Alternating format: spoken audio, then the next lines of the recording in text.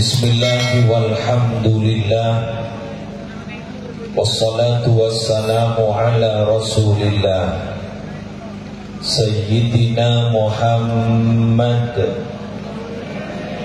ibni Abdillah wa ala alihi wa sahbihi wa man tabi'a sunnatahu wa qatada bihuda ila yaumi liqa'illah wa ba'du. Yang sama-sama kita muliakan para habaib, utamanya Al-Habib Ali Zainal Abidin bin Segaf bin Abu Bakar As-Segaf hafizahullahu ta'ala wa ra'ah wa matta'ana Allah bituli hayatin fi sihhatin wa afiyah zukhran lana walil ummah. Al-Habib Abdurrahman As-Segaf Bangkalan, yang sering kami bertemu dengan beliau di Kelampes. Beliau ternyata juga mursyid, perlu kita coba nanti. Al-Habib Muhammad bin Faqih dan para habib yang lain, yang mulia, para masyayikh, para pengasuh pondok pesantren, para pengasuh lembaga-lembaga pendidikan Islam yang saya hormati, dan serta kami banggakan segenap rombongan dari Majelis Sholawat Az-Zahir. Saya yakin Anda tidak nganga-nganga karena saya mau ceramah pakai bahasa gaduh-gaduh. Murni bahasa Indonesia, kasihan mereka. Murni bahasa Madura, kasihan sampean. Betul? Saya gaduh-gaduh demi Az-Zahir.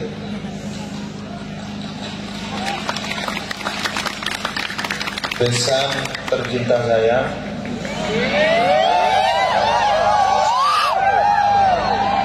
karena anaknya sudah diberikan ke anak saya. Ini ada cerita loh, Bim. Saya hanya ingin buka rahasia malam ini, hanya karena ada jenengan. Sudah. Istrinya Hashim ini santri saya. Saya bincang-bincang dengan istri saya, gimana kira-kira Hashim ini, siapa kira-kira yang mau dilamar. Terus kemudian terjadi satu kesepakatan.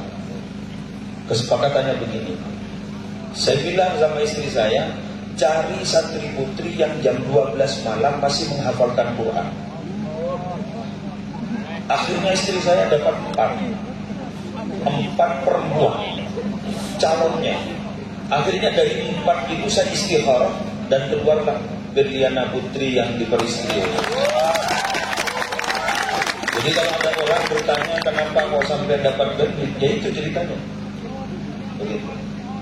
Jadi rahasia ini, tapi sekarang rahasia umum juga. Jadi kalau ada orang bertanya-tanya kenapa saya besangan sama beliau Haji Mukhlis, karena itu ceritanya. Jadi kalau tidak percaya, ada istri saya di bawah, istri saya satu-satunya, dan bisa langsung ditanyakan. Dan kita sama-sama penakut ya, ya, sama-sama alhamdulillah, sama-sama penakut istri, alhamdulillah. Tapi ini rahasia gitu ya. Yang saya banggakan para Zahir Mania, Anda semua pecinta Rasulullah lewat Majelis Az-Zahir ini, semoga kita sama-sama masuk surga. Amin. Pertama yang saya rasakan, saya sangat merasa berterima kasih kepada Allah. Alhamdulillahilladzi bi ni'matihi tatimmus shalihat. Karena pada pernikahan anak saya bisa menghadirkan beliau Habib Ali Zainal Abidin bin Segaf As-Segaf.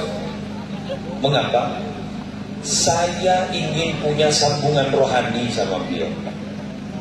Anak-anak saya ingin punya sambungan rohani dengan beliau.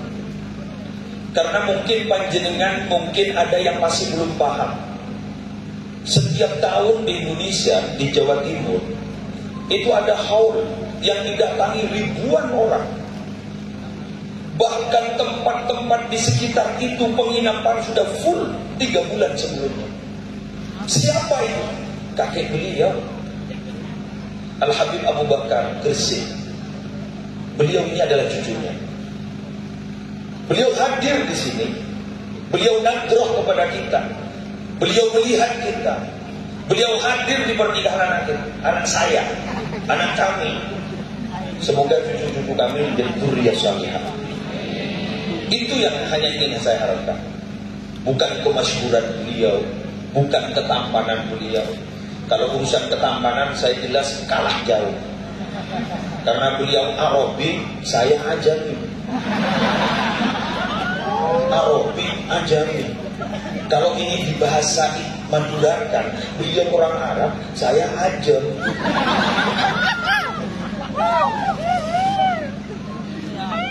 Jadi Ajam sama Arab, Arabi saya Ajami.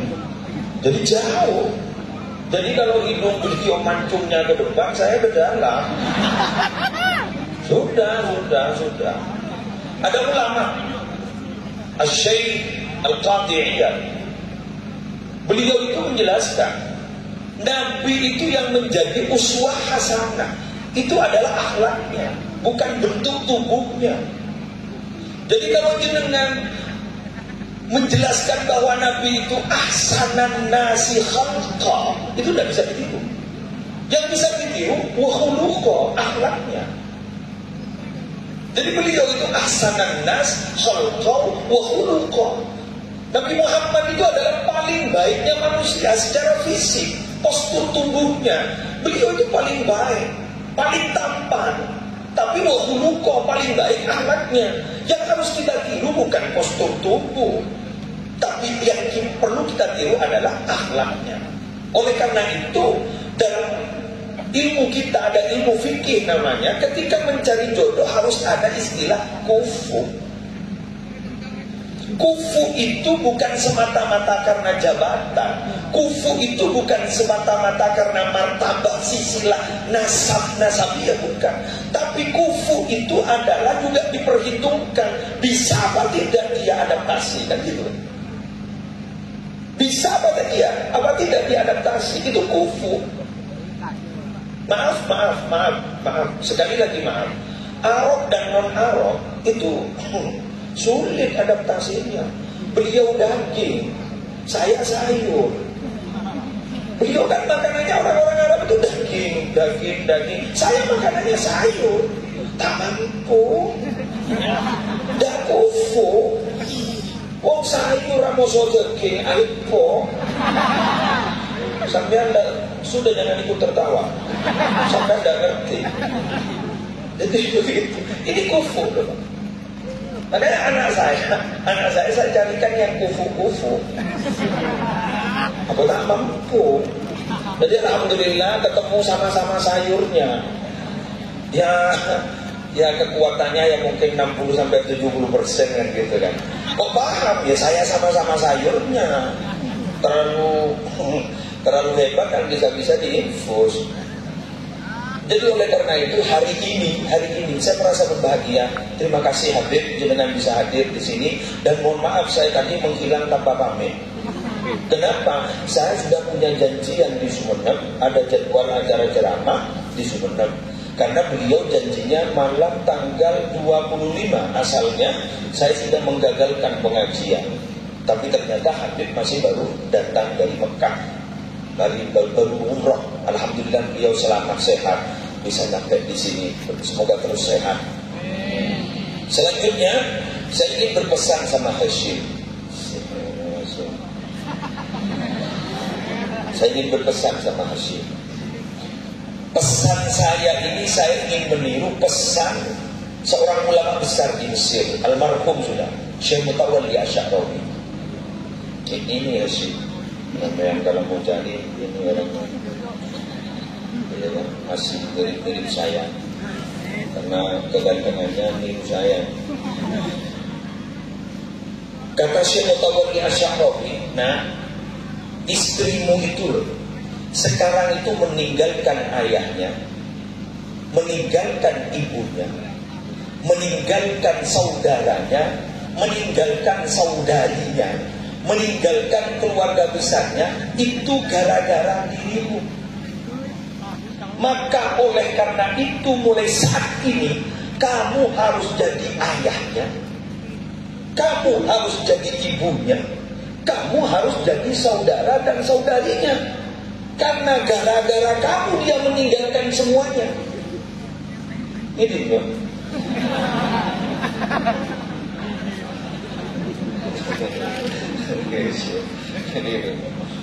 Ya betul kan?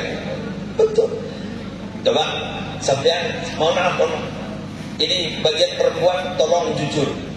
Jujur. Ini siap jujur. Coba saking sampean andaikan sampean suami sampean itu tidak pernah cocok sama mertuanya, sama ayah sampean. Yang sampean bela itu suaminya sampean apa ayah sampean? Ternyata suami yang dibela. Ayo lebih ekstrim lagi. Kalau ibunya yang tidak pernah cocok sama suaminya sampean, sampean lebih bela suami apa yang lebih bela ibu? Suami. Jadi sangat masuk akal kalau Syekh Mutawalli Asy'ari bilang itu loh, sudah meninggalkan ayahnya, ibunya. Buktinya ini loh, barusan siapa yang didukung? Suaminya bukan ayahnya. Siapa yang didukung? Ibunya bukan suaminya bukan ibunya. Padahal kita tahu bahwa cinta pertama bagi anak perempuan itu adalah ayahnya. Cinta pertamanya Berlin itu Cimulis.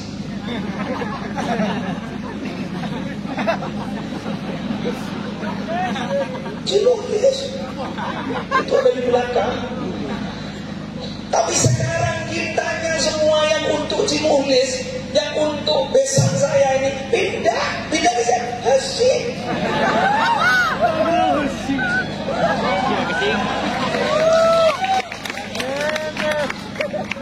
Buktinya kita sebagai orang tua sudah tidak berani masuk kamar. Sembarangan sudah tidak bisa. Ketuk pintu aja kalau sudah tidak ada suaranya kita pindah. Mundur teratur. Khawatir terjadi sesuatu. Bukan kita juga pernah muda, pernah jadi mantenanya kan begitu kan? Pernah jadi mantenanya. Jadi saya tahu ini pasti terjadi sesuatu. Saya itu. Anak saya ini kan saya nikahkan di Madinah. Ketika sudah menikah di Madinah, masuk kamar berdua dikunci, ditelepon dan diangkat. Diketuk pintu tidak menjawab. Akhirnya ada teman akrabnya Cianto bilang, saya ketuk pintunya kok tidak jawab. Oh sampean bukan ayahnya. Saya ketuk pintu tidak dijawab. Tapi apa yang bisa kami perbuat sebagai orang tua? Satu cuma pasrah. Pasrah. Padahal cinta pertamanya Berlin itu adalah ayahnya. Sekarang pindah sama siapa? Pindah sama Hasyim. Oleh karena itu Hasyim harus tanggung jawab sekarang. Dia harus jadi ayahnya Berlin, dia harus jadi ibunya Berlin, dan dia harus menjadi saudara dan saudarinya Berlin. Kok berani sampean bilang begitu? Nggak saya. Dia harus bertanggung jawab. Sekali mau menikah berarti dia harus bertanggung jawab. Itu anak saya.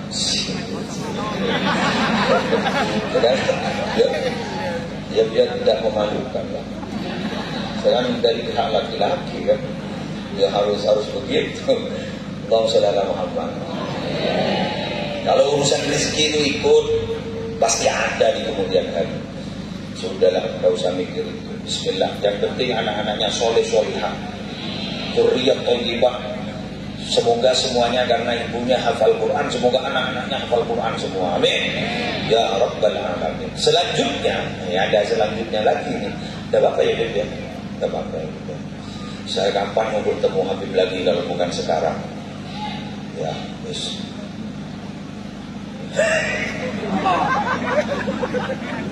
Selanjutnya, orang menikah itu tidak seterusnya harmonis. Saya mau cerita sesepuhnya Habib. Ada sesepuhnya Habib. Siapa?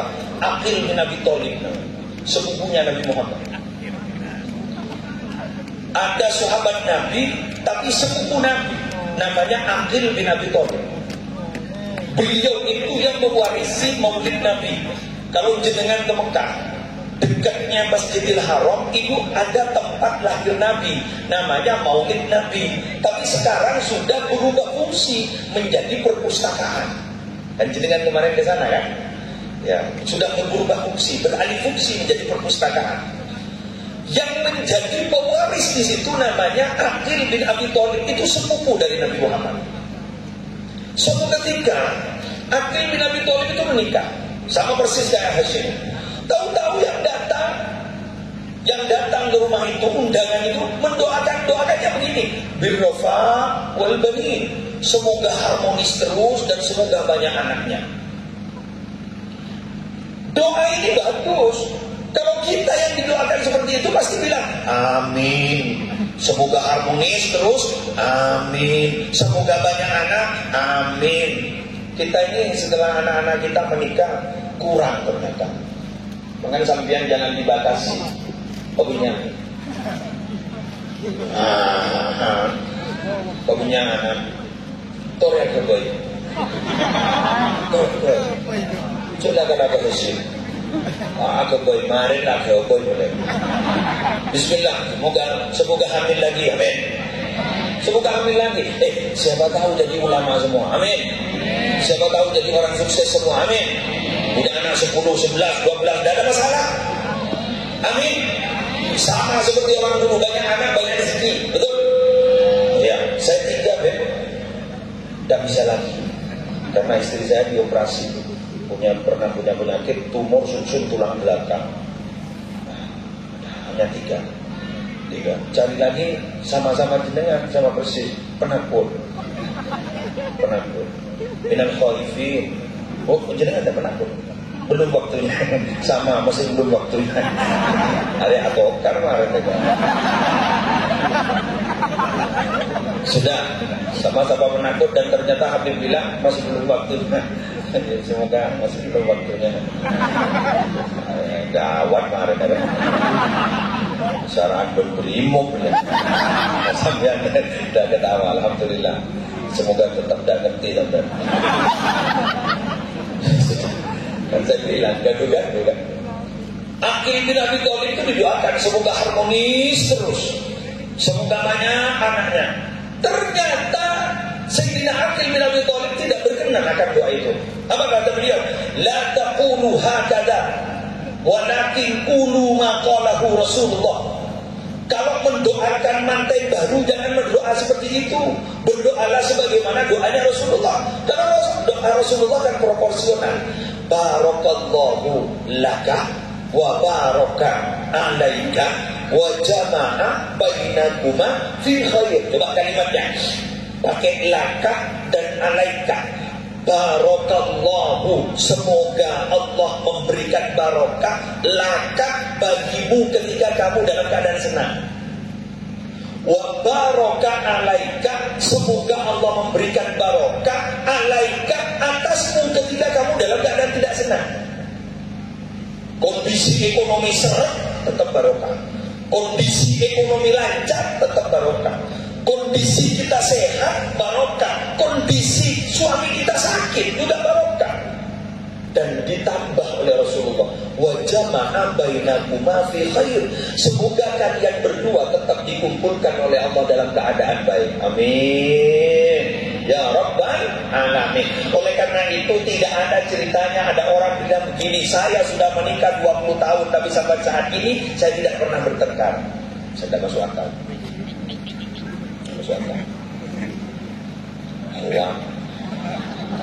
Hoak. Kemarin ada di YouTube, ternyata Gus Bahab bilang seperti itu. Saya tidak pernah bertengkar. Tapi ternyata Gus Bahab bilang seperti itu, ternyata Gus Bahab meneruskan. Saya kalau dimarahi istri diem. Ketika istri bertanya, Gus, kenapa ketika saya marah sampean kok tidak marah kepada saya? Gus Bahab jawab, ini bahaya katanya. Tapi itu Gus Bahab. Semoga terjadi sama Gus Hasim. Semoga bisa niru Gus Bahab. Semoga bisa niru. Sampai bisa tidak niru seperti itu? Bisa? Tidak. Alhamdulillah. berarti satu server dengan saya. Itu loh pengendaliannya. Tidak ada orang harmonis terus, tidak ada. Pasti suatu ketika kita, maaf, kadang-kadang urusan ekonomi seret, ya, pemasukan kurang lancar. Ini biasanya insya Allah murid-murid pemasukan lancar, tahu-tahu semua yang diminta. Tetangga beli ini juga ingin kita beli ini. Sampean kalau ingin jadi orang yang hatinya itu tenang, jangan pernah membanding-bandingkan rezeki sampean dengan rezekinya tetangga. Betul? Wah. Alhamdulillah sedang terjadi. Sampean kalau sering membanding-bandingkan rezeki sampean dengan rezeki tetangga, sampean akan kena penyakit kronis kol-kola kubro. Penyakit kronis kol-kola kubro, dalam bahasa Madura apa? Sek-sekon. Sesak nafas sampean. Sek-sekon. Ekof kol-kola kubro. Sampean bila tidak membanding-bandingkan rezeki sampean dengan hidup dengan kita yang ada.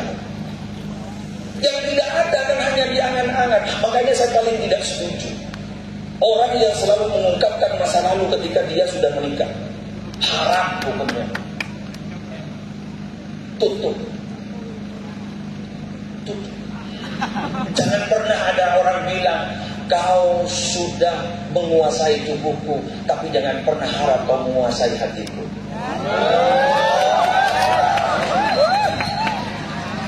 Tutup.